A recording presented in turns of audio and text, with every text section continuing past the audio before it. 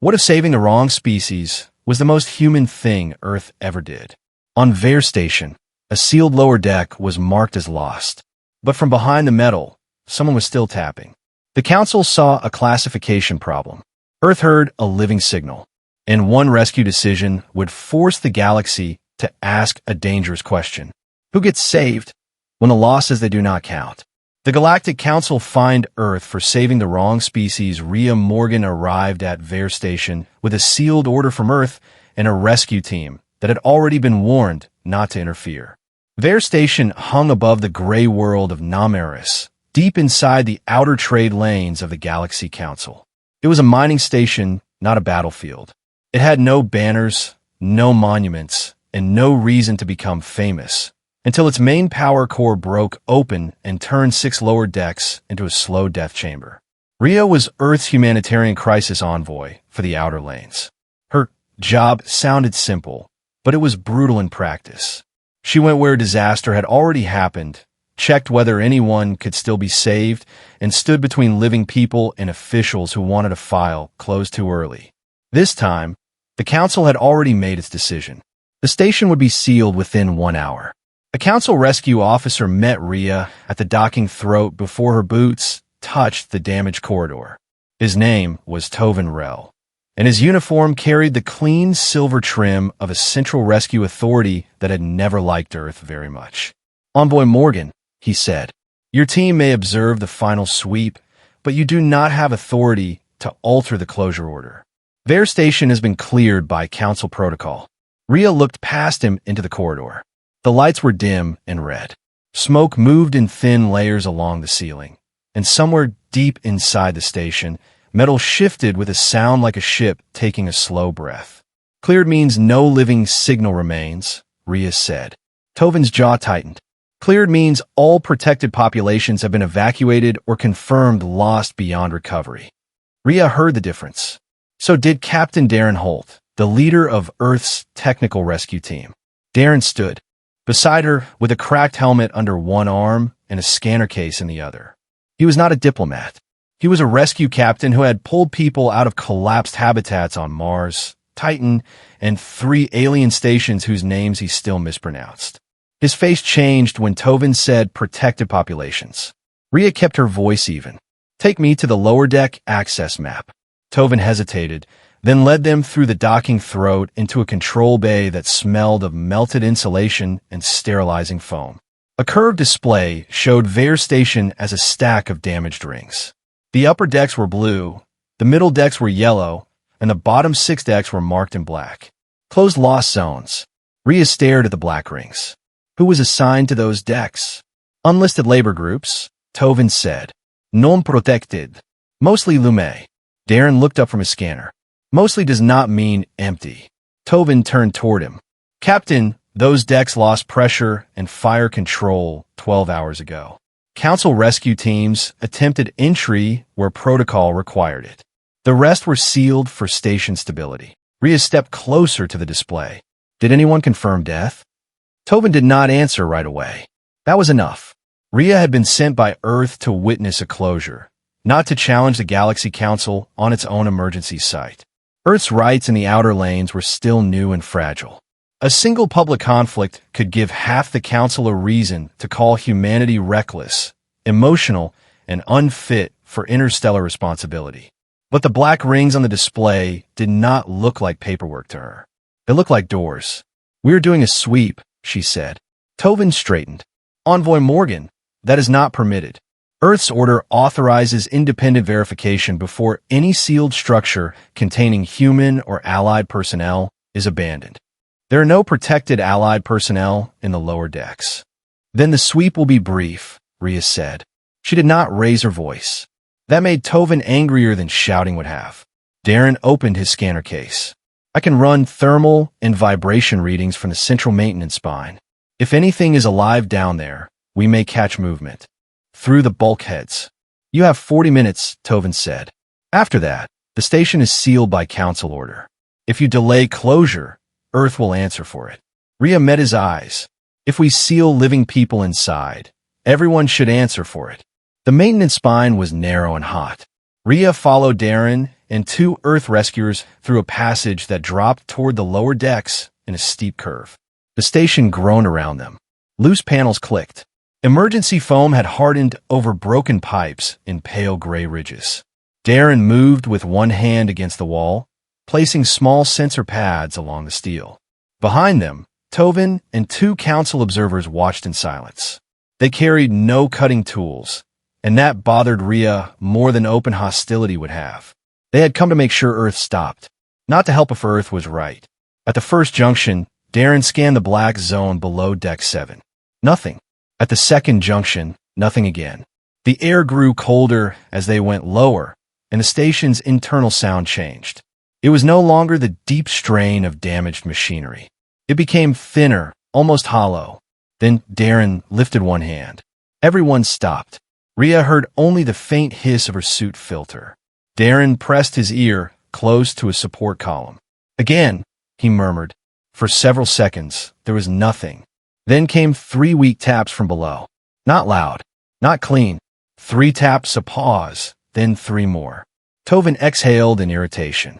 Thermal contraction. These decks are cooling unevenly. Darren did not look at him. Thermal contraction does not wait 4 seconds and repeat in sets of 3. He adjusted the scanner. The screen flickered. A thin line appeared, vanished, then appeared again. 3 taps. Rhea moved closer. Can you locate it? Below us. Deck 9, maybe Deck 10. Behind a buckled pressure door. Weak vibration. Could be tool impact. Could be hand impact. Tovin stepped forward. Deck 10 is a closed loss zone. You cannot open it. Darren turned slowly.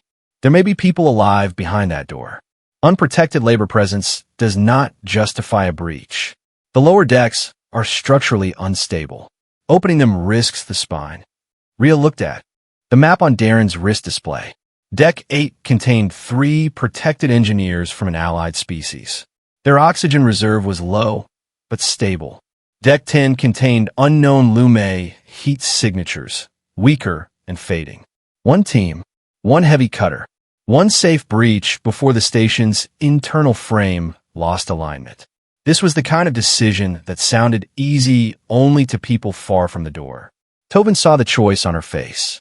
Envoy Morgan, he said, and his voice became careful. If you use Earth equipment on an unprotected species while protected personnel remain in the station, you will violate rescue priority law. Rhea listened to the taps again. 3. Pause. 3. The rhythm was weaker now. Darren, she said. How long for Deck 8? Their pocket holds at least 2 hours if the pressure wall stays intact. Deck 10. Darren looked at the scanner. Minutes, if that reading is accurate. Rhea turned to Tovin. We are going to the people who die first. You are choosing the wrong species. Rhea took the cutter pack from one of her rescuers and handed it to Darren. No, she said. I am choosing the living. The breach took 9 minutes. It should have taken 4, but the pressure door had bent inward and fused along one edge. Darren worked with the cutting tool while 2 rescuers braced the frame. Sparks fell in bright sheets against the dark floor. The taps stopped halfway through the cut. Rhea did not say anything, but her hand closed around the rail beside her. When the door finally gave, cold air rushed outward carrying dust, smoke, and a faint mineral smell.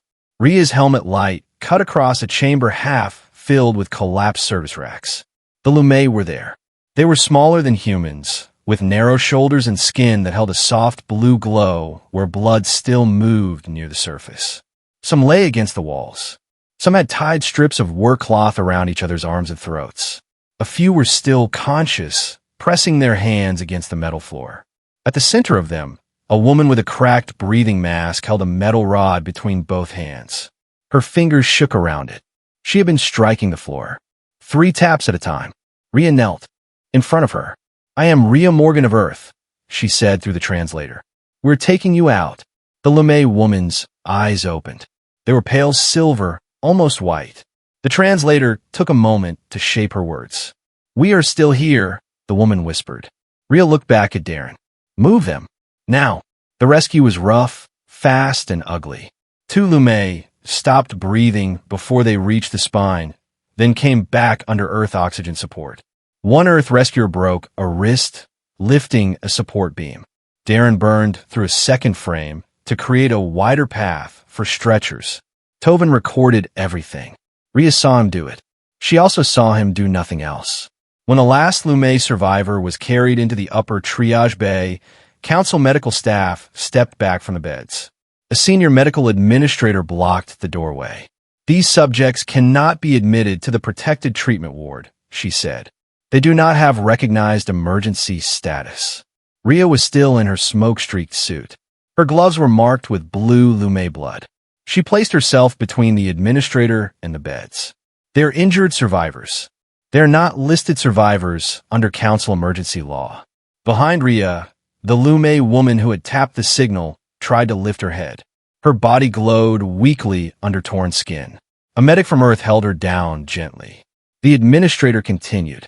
"If Earth wishes to transport them to its own vessel, that is your liability.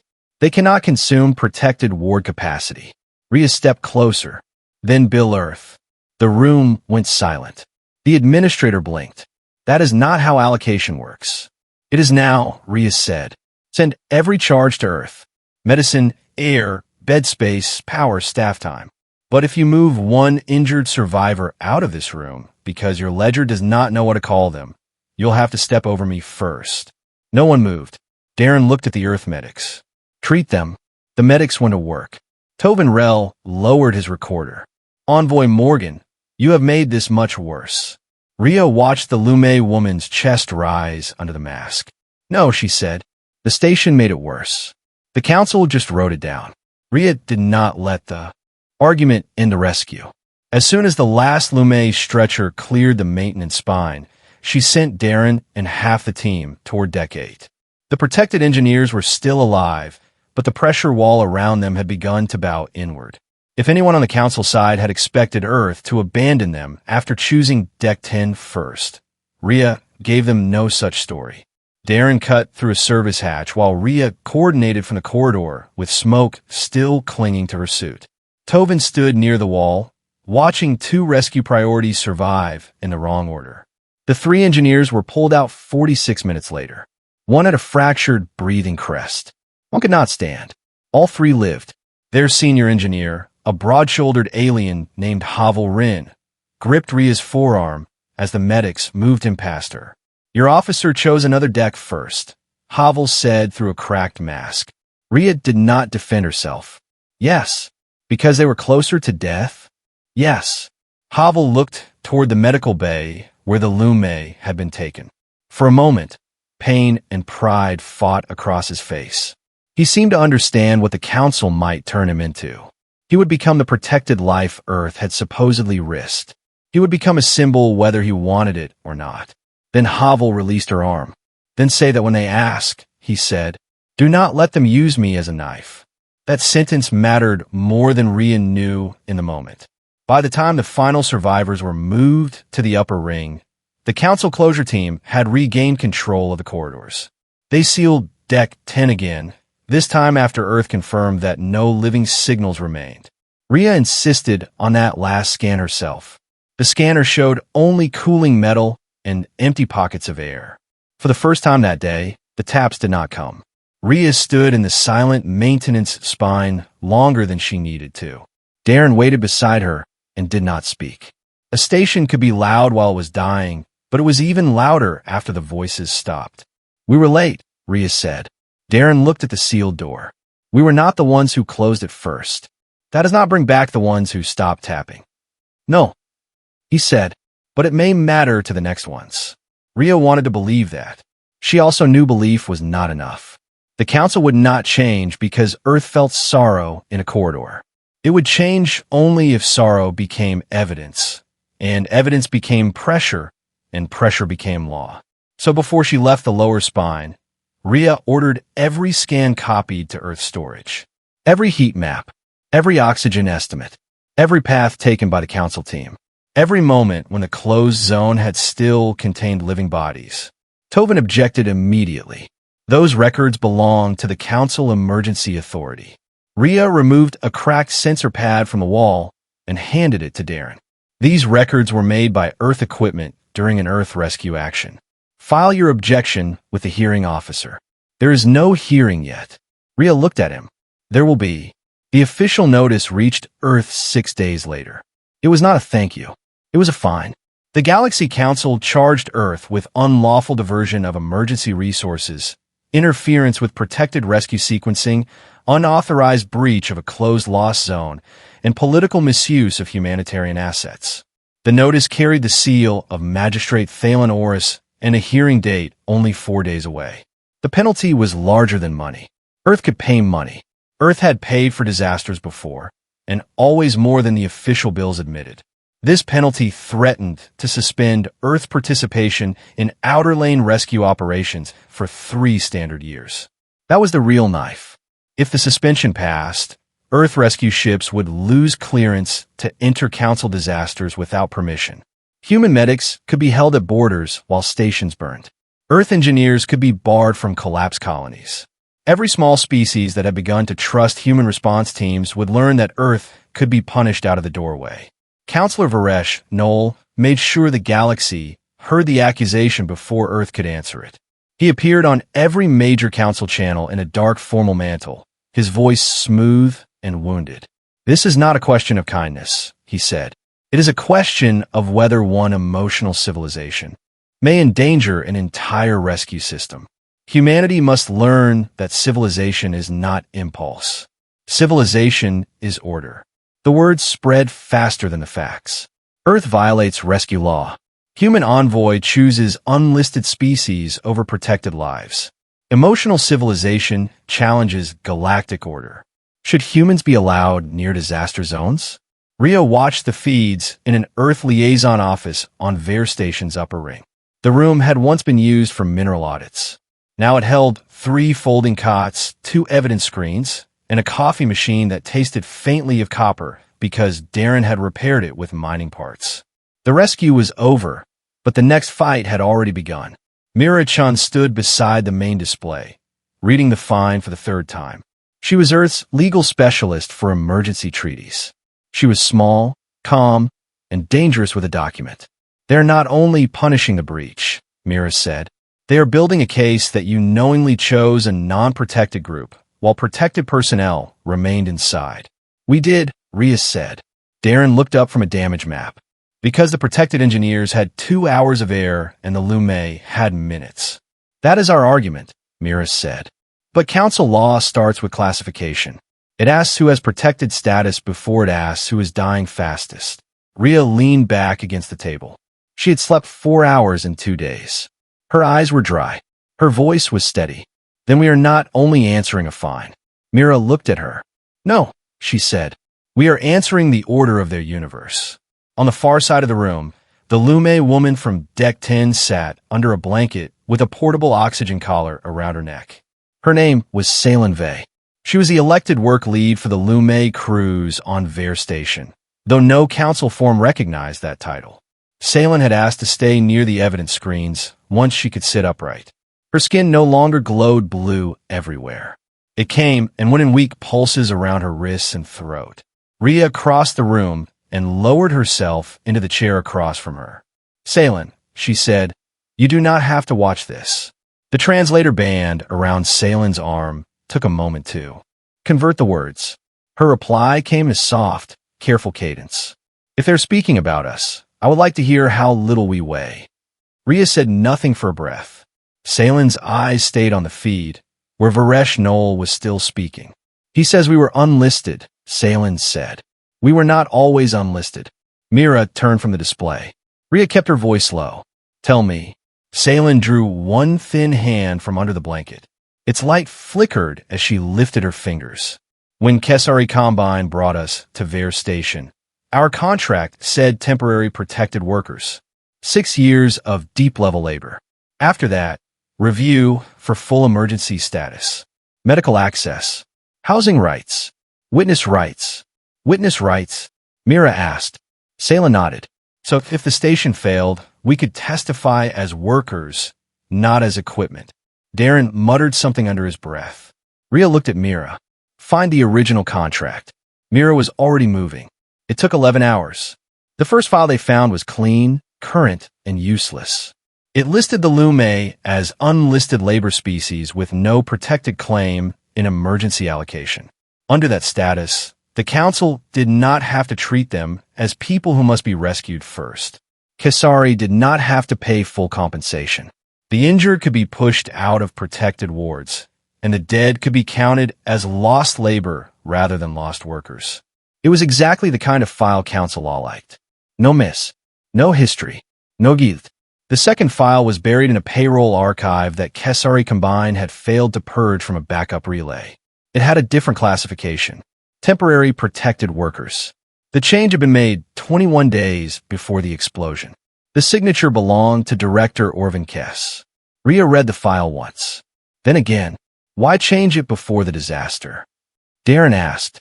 Myra's face was pale in the display light. There was an inspection scheduled. Deep-level safety compliance.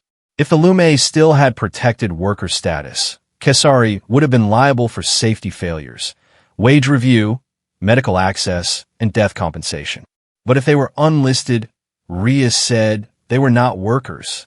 Not in a way that cost Kesari anything. The office seemed colder. Salen stood slowly from her chair. We asked why our ration codes changed. They said it was a translation correction. Rhea looked at the fine on the other screen. The Council was accusing Earth of saving the wrong species. But the Lume had not been wrong until someone needed them to be. A new message arrived from the Council Emergency Authority before dawn. Mira opened it, then went still. What is it? Rhea asked. Mira read the message twice. If Earth does not file formal protective appeal within 48 hours, custody of the surviving Lume returns to Kesari Combine pending status review. Darren stood up so fast his chair hit the wall. Salen's light faded to almost nothing. Rhea's voice became very quiet. They want to give them back. Mira nodded. Kesari still holds labor claim under the current file. The file they changed. Yes. Rhea looked at Salen. The woman had survived smoke, cold, and a sealed deck. Now the same system was preparing to return her to the company that had erased her status before the fire. Rhea had seen cruelty with guns. She had seen cruelty with hunger, borders, and silence. But this was another kind. This was cruelty with a neat signature field. File the appeal, she said. Mira touched the display. On what grounds? Rhea looked back at the black rings on the station map. On the grounds that the living do not belong to the people who try to make them disappear. The appeal bought time, but only a little. Earth's response was not as unified as the public feeds made it look. In the first emergency conference, half the officials on the secure call supported Rhea openly. The other half spoke in the careful language of people who agreed with her heart and feared her consequences. They had seen how the Council punished smaller powers. It rarely slammed a door all at once. It narrowed access, delayed permits, questioned credentials, and made every future rescue more expensive until the punished world learned to ask permission before it breathed. A deputy foreign minister named Caleb Rohn spoke for that fear. Rhea, no one is asking you to say those survivors should have been left there, he said. But if we frame this as a direct attack on Council classification, we may lose every corridor we have spent 10 years opening. Rhea sat at the evidence table with the station map glowing behind her. If we do not challenge classification, the Council will use those corridors to decide who gets oxygen. Caleb rubbed one hand across his face. You are asking Earth to risk broad access for one case. Salen was not in the room. Still, Rhea glanced toward the ward wall as if she could see through it. No, she said. I am asking Earth not to trade one case for broad access that can be taken away the moment we use it for the wrong people. The call went quiet. Mira-chan finally spoke from beside Rhea. There is a narrow legal path. We do not begin by accusing the Council of cruelty. We begin with the fact that its own classification was altered through corporate interest. Then we show the alteration affected rescue decisions. Then we show the policy draft would make that practice repeatable. Caleb stared at her through the screen. And if they bury the draft? Then we make them deny the signal first, Mira said. Once they admit someone was alive, every denial after that becomes smaller. That became their strategy. Not rage first. Not mercy first. Sequence first. Who was alive? Who knew? Who changed the file? Who benefited? Who wanted the model repeated? Rhea did not like how cold it sounded. Then she remembered that cold language was the only language the council believed could be serious. So she would use it until the chamber could no longer hide from what it meant. Outside the station, Earth civilians began sending messages to the liaison office. Most were short. Some came from rescue crews. Some came from families who had lost people in disasters on Earth long before humanity ever reached the council. One message came from an old mining town in Chile. It was only one line. If they're tapping, you dig. Rhea read it twice and closed the file. That was Earth at its most difficult and most necessary. Not pure, not always wise, often divided. But when a sound came from under the rubble, some part of humanity still moved toward it before asking. Who had the right paperwork? Varesh Noel answered within hours by calling for an open council hearing.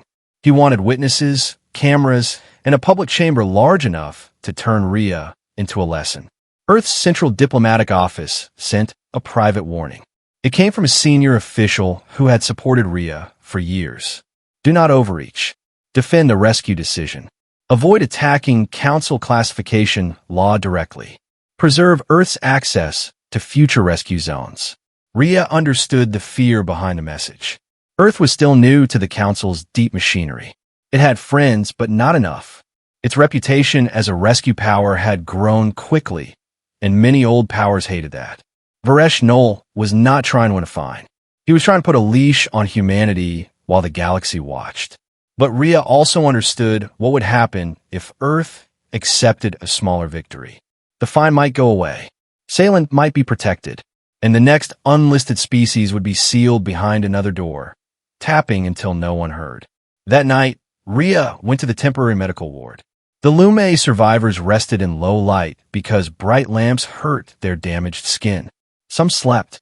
Some sat together, touching wrists in quiet patterns. Their glow passed from one body to another like a language without sound. Salem was awake. Rhea sat beside her. The hearing is public, Rhea said. If you speak, the whole council will see you. So will Kesari. So will every world that believes people like you should stay quiet. Salem's fingers tightened on the blanket. If I do not speak, Earth will still protect you. Salem looked at her for a long time. Why? Rhea did not answer quickly. Because protection that depends on usefulness is not protection. It is bargaining. The translator gave the sentence slowly. Salem listened to it, as if she were testing each word for a trap. Your council does not think like that, she said. It is not my council, but you stand inside it. Rhea glanced toward the medical beds, where an Earth medic adjusted a Lume oxygen collar. Sometimes standing inside a system is the only way to keep it from closing a door. Salem's gaze dropped to her own hands. When we were trapped, I tapped because the others were afraid to sleep. I told them if they heard the rhythm, they were still with us. I did not think anyone outside would care. We heard you. No, Salem said softly. You listened. Hearing is easy. Listening is the thing your people did. Rhea carried that sentence back to the evidence room. Darren was waiting with a burned recording device in a sealed bag. It had been pulled from the lower deck after the rescue. Its outer casing was half melted. This is from Deck 10, he said. It caught vibration through the floor. Most of it is noise, but there is a pattern. Mira looked up. The tapping. More than that. Salem was not only calling for help. She was counting. 3 taps for alive. 2 taps for lost. 1 long scrape when someone stopped breathing. Rhea took the bag carefully. Can we translate it? Darren nodded. With Salem's help. The translation took most of the next day. Salem sat with Darren and explained the rhythm until her voice weakened. The record was not a speech. It was a ledger of survival kept by a woman who had no reason to believe the galaxy cared about her numbers. Still alive. Still here. Still waiting. 27 breathing. 26 breathing. Door passed above.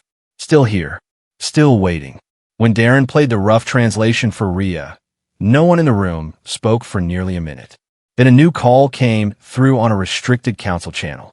It was not addressed to Rhea. It was routed to Earth Legal Review through an old emergency contact. Mira traced it and frowned. It is from a council rescue employee. Low-level clearance. Name is Aaron Sol. Rhea accepted the call. A young alien face appeared, narrow and tense, with amber eyes that kept looking off-screen. Aaron Sol wore the gray uniform of Council Emergency Response. He looked like he had not slept since Vare Station. Envoy Morgan, he said, I do not have much time. You found something? He swallowed. I found it before you did. The room went still. Aaron's voice shook, but he kept going. During the first sweep, I logged vibration from Deck 10. I filed it as possible survivor impact. My supervisor changed the entry to structural noise. I objected. He told me classification had already closed the deck. He said protected rescue windows were too narrow to reopen an unlisted zone. Rhea's eyes did not leave the screen. Do you have the original entry? Yes. But if I submit it, I will be charged with unauthorized record retention. Mira stepped closer. If you do not submit it, Kesari and the council will say Earth invented the signal. Aaron closed his eyes for a second. I know. Rhea leaned toward the display. Aaron, I cannot promise the council will protect you. I know that too. Then why call? His answer was barely above a whisper. Because I heard them. And I let someone tell me it did not matter. The file arrived 30 seconds later. With Aaron's log, Salen's translation, the altered labor contracts, and the closure order, the shape of the case changed. It was no longer only about Rhea's decision in a damaged station. It was about a chain of decisions made by people who had known just enough to be responsible. Then Mira found the final layer. It was hidden inside a policy draft attached to Vareshnol's office, not under Vare Station, but under a budget reform file. The title was bland enough to be invisible. Emergency Classification Reduction. The policy would allow rescue authorities to temporarily lower the emergency status of weak or politically small populations in high-cost disaster zones. In public language, it was about saving resources. In practice, it meant the council could make a powerless species count less during a crisis. Once lowered, those people could be left outside the rescue priority chain. Vare Station was listed as a pilot case. Mira read the file aloud once. Her voice stayed controlled until the last line. Successful closure of unlisted zones may reduce long-term compensation burden across comparable outer lane incidents. Darren struck the table with his fist. Salen did not react at first. Then the glow along her throat dimmed, as if something inside her had gone very far away. Rhea looked at the policy draft, then at the fine against Earth. The fine had never been the point. Vareshnol wanted Earth punished because Earth had broken the pilot case. Earth had opened the door that was supposed to stay closed. The days before the hearing became a different kind of rescue. No one was trapped under metal now, but the truth was trapped under language. Kesari combined sent polished summaries that called the Lume a mobile work resource. Varesh's office sent background material describing Earth as a repeat offender in emotional intervention. Council analysts appeared on public feeds and explained that rescue systems could not be built around exceptions. Each phrase had the same purpose. It turned people back into categories. Rhea made her team translate everything into plain terms before they added it to the evidence board. Mobile work resource became workers. Emergency exclusion became not rescued. Classification reduction became make them count less. The board looked crude compared with council law, but it kept everyone honest. Darren added a separate column for consequence. If a term changed, what happened to a body? If a line was edited, whose door stayed closed? If a signal was renamed, who lost the chance to breathe? Salen came to the room on the second evening and stood before that board for a long time. Your words are blunt, she said. Rhea almost apologized, then stopped. Do they feel wrong? No, Salen said. They feel dangerous. To whom? Salen touched the word workers with 2 fingers. To everyone who survives by calling us something else. That night, Salen gave them another piece of the story. The Lume had not been brought to Vare Station in chains. That was what made the trap harder to see. Kesari had offered contracts, transport, food, and a path to recognized status. The first years were harsh, but many Lume believed the promise because no one else had offered them any legal path at all. Their home moon had weak political standing and no council seat.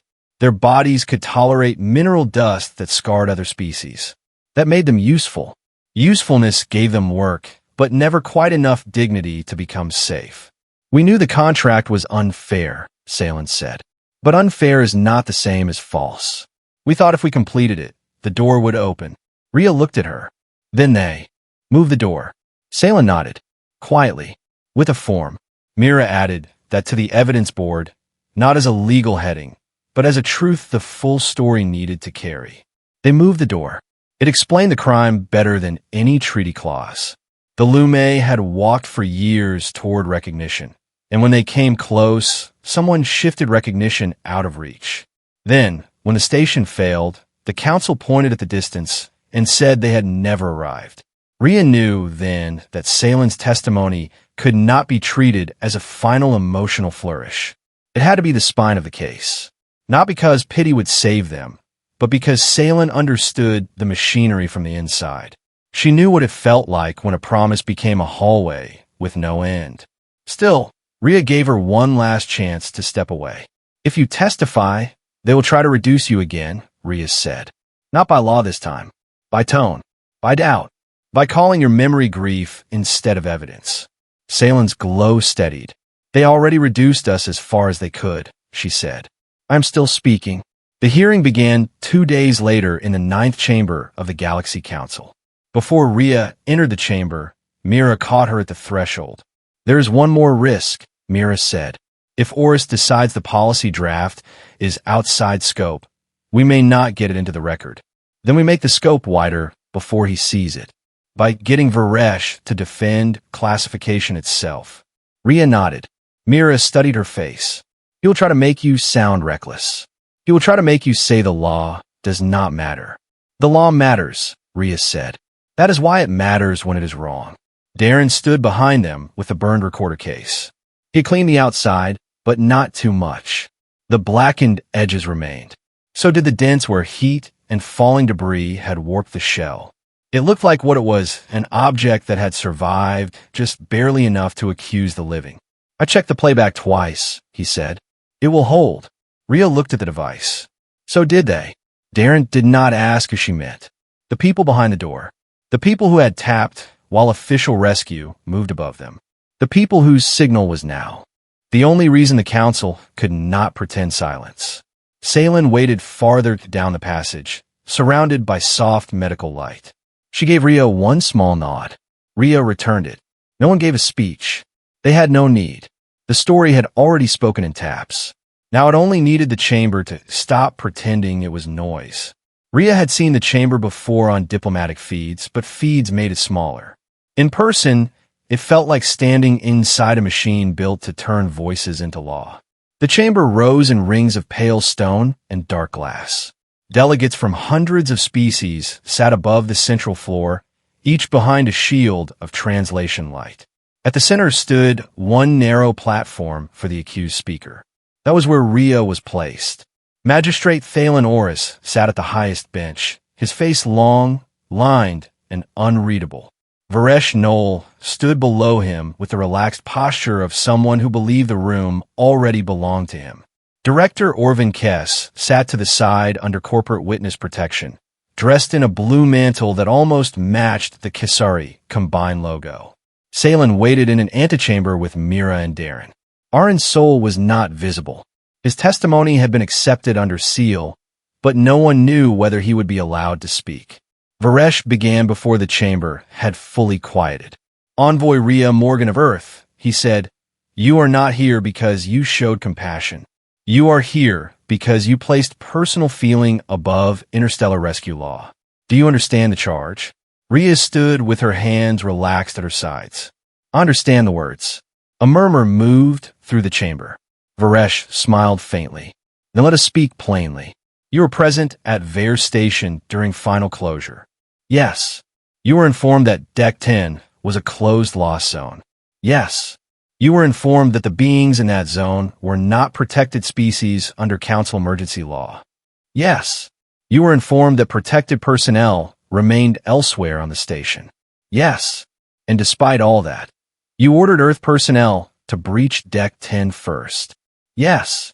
Varesh turned slightly, letting the chamber absorb the admissions. So there is no dispute. You knowingly chosen. Unprotected species over protected lives. Rhea waited until the translator light finished carrying his words into every ring. No, she said. I chose the people who would die first. The chamber quieted in a different way. Varesh's smile thinned. That is emotional framing.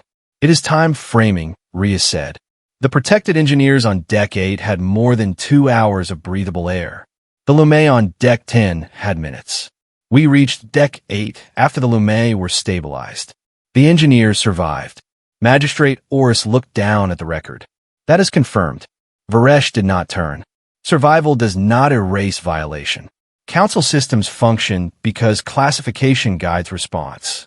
Without classification, rescue becomes chaos. Then I would like to ask the Council a few questions about that classification. Oris studied her.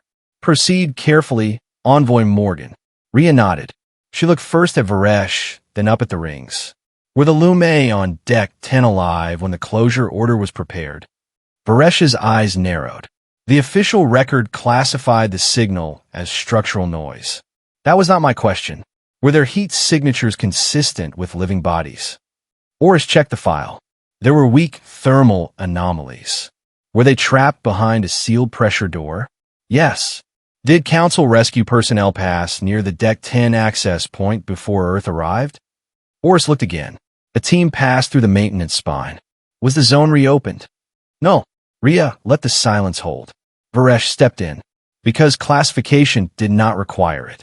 That is the law under review. Rhea turned to him. Thank you, Counselor.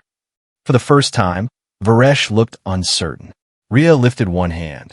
Mira sent the first evidence file to the chamber display.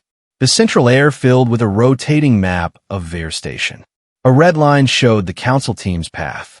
It passed within 40 meters of Deck 10. Beside it appeared Aransol's original entry. Possible survivor impact. Repeating pattern. Recommend verification. Then the edited entry appeared. Structural noise. No protected response required. A low sound moved through the chamber. Varesh's head snapped toward Director. Kess. Kess did not move. Rhea spoke before either could recover. This is the first question. Not whether Earth broke protocol. We did. The first question is why a living signal was renamed until no one had to answer it. She sent the second file. The Lumet labor contract appeared. Temporary protected workers. Then the amended status. Unlisted labor species. The date glowed above the chamber floor. 21 days before the explosion. Rhea looked toward Orvin Kess.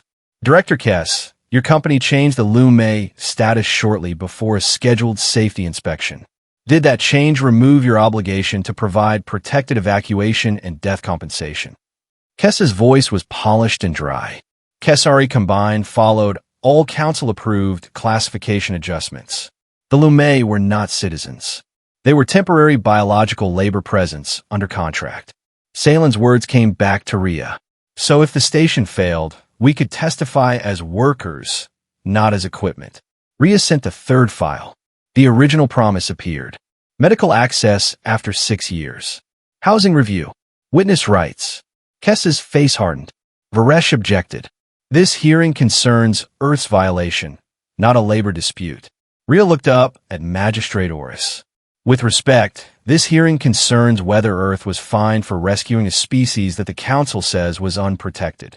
Earth is showing how they became unprotected. Oris did not answer immediately. Then he said, continue. Varesh's posture changed. He had wanted Rhea emotional. He had wanted outrage, slogans, some human speech about kindness that could be dismissed as moral theater. Instead, she was building a staircase out of his own floor. Rhea lifted the burned recording device from its case. This was recovered from Deck 10 after the rescue. It recorded vibration through the floor. The Lumet do not use spoken sound under low air. They use contact rhythm. Salen Vey helped translate the pattern. A few delegates leaned forward. Rhea nodded to Mira. The chamber filled with faint taps. 3. Pause.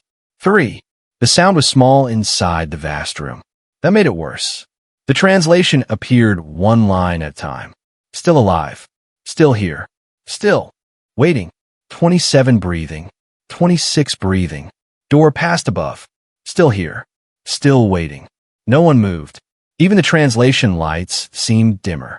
The taps continued for several seconds after the words stopped, soft and stubborn, a life insisting on itself through metal. Rhea lowered the device. That is what Earth heard. Not a wrong species. Not a budget category. A signal from people who were still alive. Varesh's voice cut in, sharper now. A tragic record does not grant Earth authority to dismantle Council law. Every system must decide where resources go. If humanity cannot accept that, humanity cannot be trusted with rescue power. Rhea did not answer him. She looked toward the antechamber door. Magistrate Oris followed her gaze. Mira Chun stepped out first. Then Salen Vei entered the chamber. She moved slowly, supported by a light medical frame. Her skin glowed in faint, uneven waves. She wore no ceremonial cloth, no witness mantle, and no symbol that the council recognized. She wore the plain recovery garment issued by Earth medical staff. The chamber watched her as if it had never expected a file to walk. Salen reached the witness mark and placed one hand on the rail. Oris spoke more softly than before. State your name. The translator band glowed. Salen Vei, work lead of Lume Deck 10 crew. Survivor of Vare Station. Varesh moved quickly. The witness lacks recognized status. Her testimony should be received only as supplemental humanitarian context. Salen turned her pale eyes toward him. That is what you said when we were alive under the floor. Supplemental. Context. Not enough to open a door. A ripple passed through the lower rings. Oris did not stop her. Salen faced the chamber. We were not lost, she said. We were listed out of existence.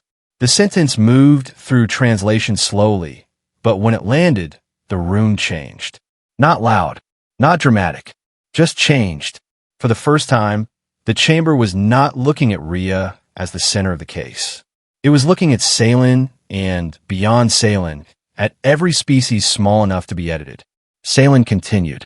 We signed labor contracts because Kesari told us council law would see us. After 6 years, we worked below heat vents where protected bodies could not work. We repaired mineral pumps during pressure leaks. We lost workers and were told review was coming. Then our codes changed. We asked why. They said translation correction. She lifted her hand. The glow under her skin flickered. When the station broke, we waited.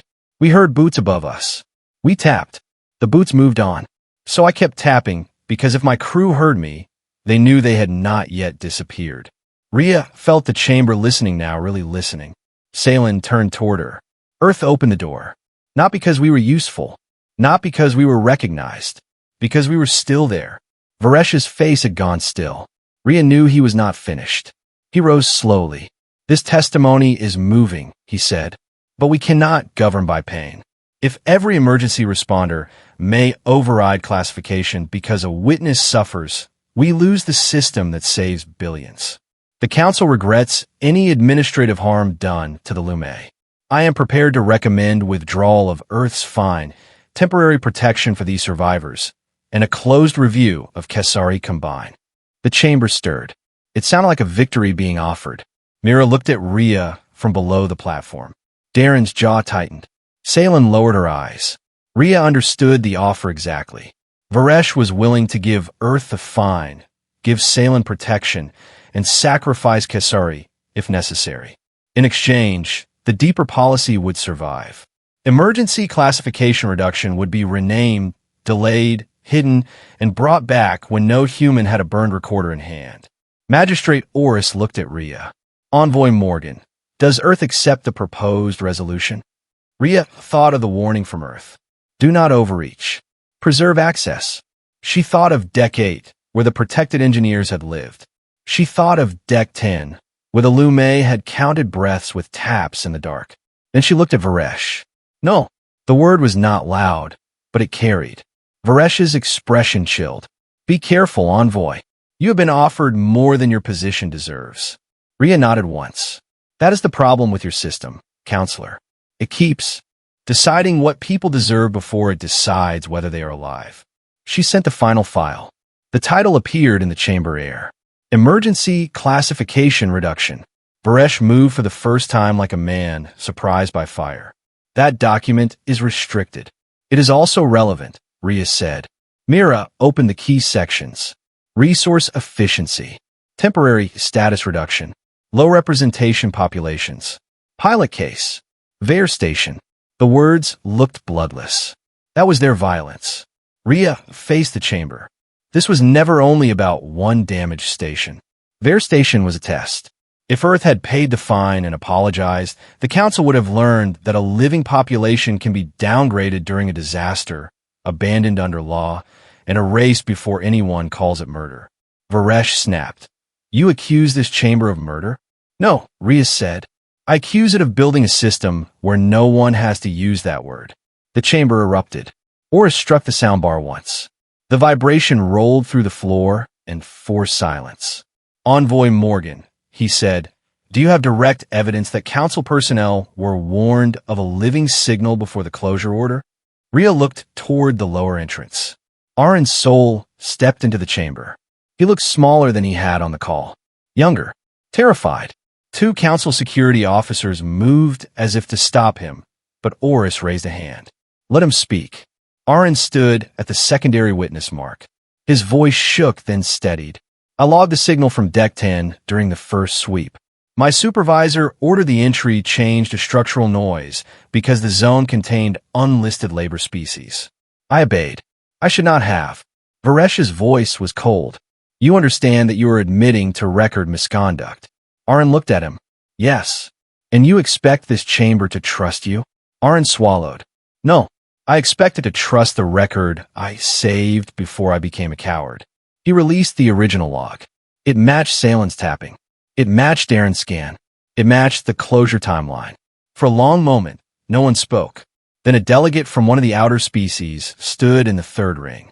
Her voice came through the translator as rough and old. My people have 14 pending emergency reviews. Could this reduction be used on us? Another delegate rose. My colony has no voting bloc.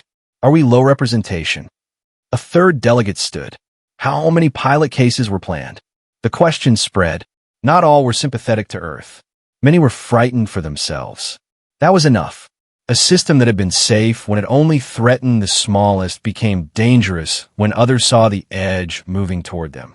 Varesh tried to regain control. This is disorder. The Council cannot rewrite emergency governance in a panic caused by human theatrics. Rhea turned to him one last time. Earth is not asking the Council to rewrite all emergency governance today. Earth is asking for one sentence. No living signal may be ignored because of species classification. The chamber quieted around the sentence. It was too simple to hide from. Oris leaned back. His long fingers rested on the bench. He looked old then, not weak, but old enough to know when a room had crossed a line it could not uncross. Counselor Knoll, he said, is there any lawful objection to verifying living signals before classification exclusion is applied? Varesh said nothing. Oris repeated the question. Varesh's silence became an answer. The ruling took less than an hour, though the arguments around it would continue for years. The fine against Earth was withdrawn. Earth's rescue clearance remained intact.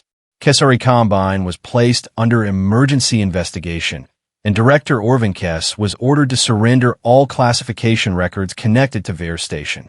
The surviving Lumet were placed under temporary humanitarian protection, with Earth authorized to serve as guardian authority until their status review could be heard. Emergency classification reduction was suspended pending full inquiry, and the Council added one sentence to immediate rescue protocol. No living signal may be ignored because of species classification.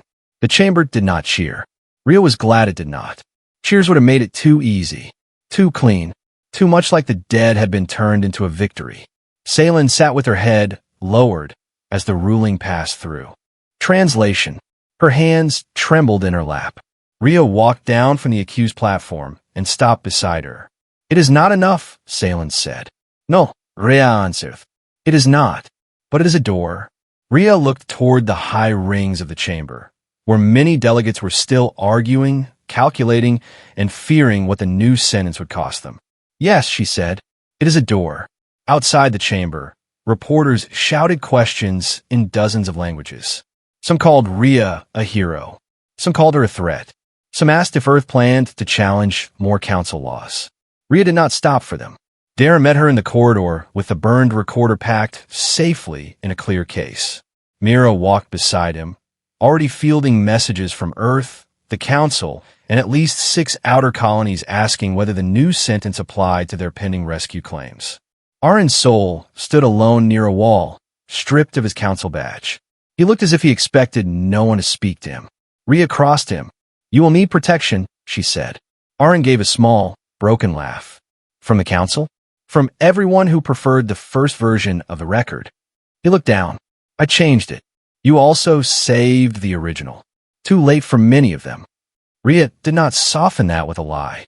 "Yes, too late for many. Not too late for the next door." Aaron's eyes lifted. The debate after the ruling did not end that day. Varesh Noel did not resign. Men like him rarely fall at once. He issued a statement saying the council had been manipulated by human sentiment and outer lane panic. Several central blocks echoed him. Kesari combined claimed Director Orvin Kess had acted under ambiguous regulatory guidance. Even Magistrate Oris framed the new sentence as a clarification, not a confession. Rhea expected all of that. Power almost never says it was wrong in the first draft. It revises itself until the admission disappears. But the practical effect moved faster than the language. 3 days after the hearing, a collapsed fuel habitat near the Seraph Belt sent out weak pulses from a worker bay marked non-priority. The local council officer hesitated, then reopened the bay because no one wanted to be. The next voice on a recording. 9 workers survived. A week later, a flood under the ice shelf of Pelham Minor trapped a settlement of contract migrants whose status review had expired. The rescue authority tried to delay entry until classification was confirmed. The crew chief on site quoted the new sentence and entered anyway. 22 people survived. Those rescues did not make Rhea feel triumphant. They made her alert. Every saved life proved the rule mattered, and every case reminded her how many doors might once have stayed closed. Earth paid for the Vare rescue in the end, not as a fine, but as a voluntary emergency cost transfer. Rhea insisted on that distinction, and Mira wrote it into the payment record with almost surgical satisfaction. The note beside the transfer read, "Earth accepts the cost of opening the door. Earth does not accept that opening it was a violation." That sentence irritated 3 council finance offices. It pleased Aaron so much he printed it and taped it over the coffee machine in the Vare liaison room. In the weeks that followed, no official council document used Earth's name for the new rule. The amendment was filed under emergency rescue clarification. It was numbered, indexed, and buried in treaty language thick enough to dull almost anything. But rescue crews did not speak in index numbers. On the outer lanes, where stations were old, colonies were poor, and many species still lived one signature away from being unlisted, crews gave the amendment another name. The Human Clause. It was written on tool lockers and marker. It was whispered in training rooms. It was repeated by medics checking collapsed mines and by pilots hovering over burning habitats while officials argued over jurisdiction. If there's a signal from the living, the door stays open. Rhea heard the phrase 3 months later on a small relay near Nam Eris, when a council rescue trainee used it without knowing she was on the line. She did not correct him. She only listened. Salin and the surviving Lume were relocated to an Earth-protected habitat while their full status case moved slowly through council review. They planted no flags. They held no ceremony for the cameras. Their first request was for a quiet wall where they could mark the names of those who had died on Deck 10 before Earth reached them.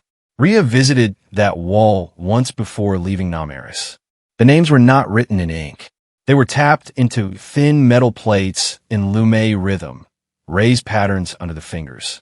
Salin stood beside her and touched each plate once. "This one was my brother," she said. "This one sang badly. This one repaired heat valves with one hand. This one was afraid of open sky."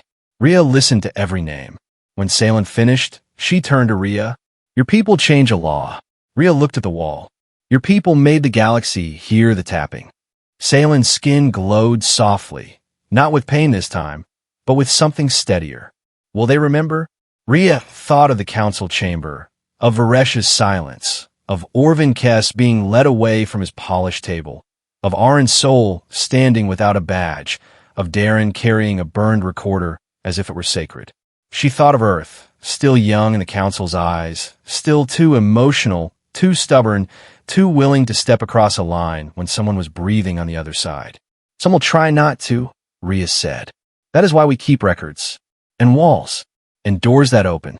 Before she left, Salen placed the burned metal rod in Rhea's hands. It was the same rod she had used to tap through the floor of Deck 10. Rhea tried to refuse it. Salen closed Rhea's fingers around it. We do not need it now, she said. Someone heard. Rhea carried it back to Earth. Years later, when new rescue envoys trained under her, Rhea did not begin with heroic speeches or old victories. She placed the rod on the table and let them look at it. Then she told them about Vare Station. She told them about a mining deck that had been marked closed while people were still breathing. She told them about a species that had been removed from a list and almost removed from history. She told them about Salen Vey, who kept tapping not because she believed the council would come, but because her people needed to know they were still together. One trainee once asked her whether opening the door was always the right answer. Rhea did not say yes. That would have been too easy, and easy answers were how systems became cruel while sounding clean. No, she said. Sometimes the door is unstable. Sometimes opening one path closes another. Sometimes you have 10 minutes, 2 teams, and 3 bad choices. You will still have to think. You will still have to count air, distance, heat, and risk. But you do not get to erase people first, so the choice feels simpler. The room stayed quiet. Some of them had joined rescue service for adventure. Some had joined because Earth made it sound noble. In that silence, they began to understand that rescue was not noble first. It was responsible first. Rhea touched the burned rod with one finger. The human clause does not say every rescue is possible. It says no living person becomes impossible because a category made them inconvenient. That is the difference. Remember it when a screen gives you a clean answer too quickly. The trainees looked at the rod differently after that, not as a relic and not as a symbol of human glory. They looked at it as a warning. The sound from Deck 10 had been weak. It had almost been buried under policy, heat, fear, and procedure. It had survived because one exhausted woman kept tapping and one rescue team decided that weak did not mean worthless. Only after that did Rhea teach the rule. If a signal repeats, you check it. If a file says no one counts, you check the file. If a system asks what species they are before it asks whether they are alive, you check the system. And if there is still someone behind the door, you do not close it because the law is tired. That was what the Council had learned from Earth, though it never said so plainly. Humanity had not entered the outer lanes as the oldest civilization, or the richest, or the most elegant in law. It had entered with scars, arguments, imperfect governments, and rescue crews who carried too much guilt from their own history. But when Vare Station asked its question in 3 weak taps, humanity answered in the only order it trusted. First, open the door. Then argue with the universe about the cost. And so, the galaxy learned a truth it had forgotten. A. Civilization is not measured by the power of its fleets, the reach of its laws, or the cold perfection of its systems. It is measured in the moment when a door is closing, a voice is fading, and someone still chooses to listen. Earth did not save the wrong species. Earth saved the living. And from that day forward, every rescue crew in the outer dark remembered one simple rule. If there is still a signal, if there is still a breath, if someone is still waiting behind the door, then the door does not close. That was not just a human law. That was the human clause. If this story stayed with you, please take a moment to like the video, share it with someone who loves meaningful science fiction, and subscribe to the channel for more stories about humanity standing its ground before the galaxy. Thank you for listening. And remember this: in the dark, The smallest signal can still change the law of the stars.